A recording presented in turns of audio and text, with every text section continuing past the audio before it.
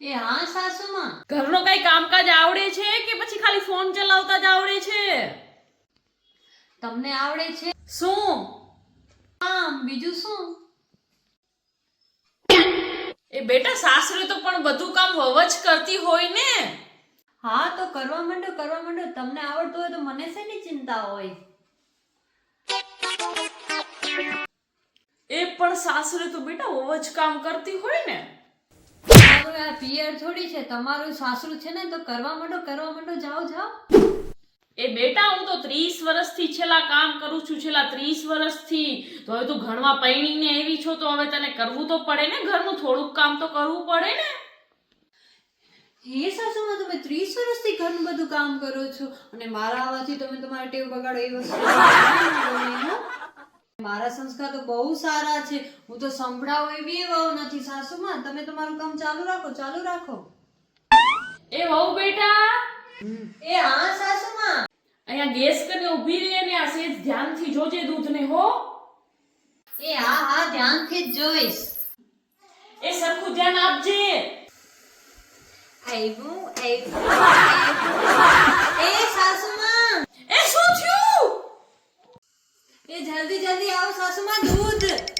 એ ડોબી પણ આ ગેસ બંધ કરવો પડે ને, ઉભરાઈ ગયું બધું દૂધ.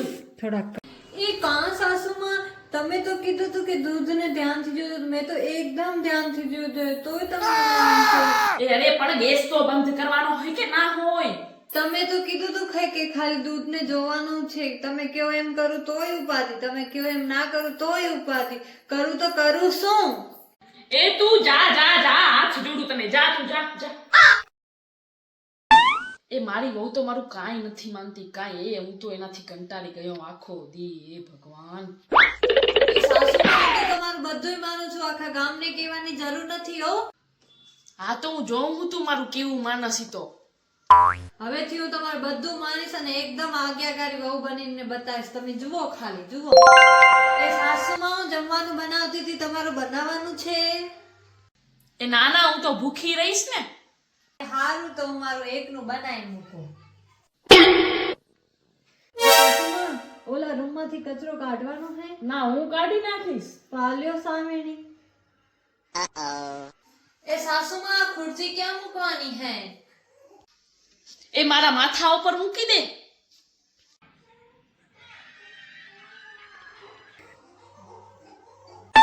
Wrong answer only. Are you ready? Okay. તમારું નામ શું છે? ચાંદની. હા. બ્રશ કઈ વસ્તુથી કરો છો? વેલણાથી. નાયકામાં શું મળે છે? નાયકામાં પાણીપુરી ને મોમોસ બહુ મસ્ત મળે છે. વાવ. જ્યારે ઘરમાં મહેમાન આવે ત્યારે શું કરો છો? ઘરમાં મહેમાનને સામેથી જ પૂછી લઉં કે આજે જમશો કે નહીં જમવું. સુવા ક્યારે જાઓ છો? સાસુ કે ત્યારે. ફોન કઈ રીતે ચાર્જ કરો છો? ફોન ગેસના લાઇટરથી.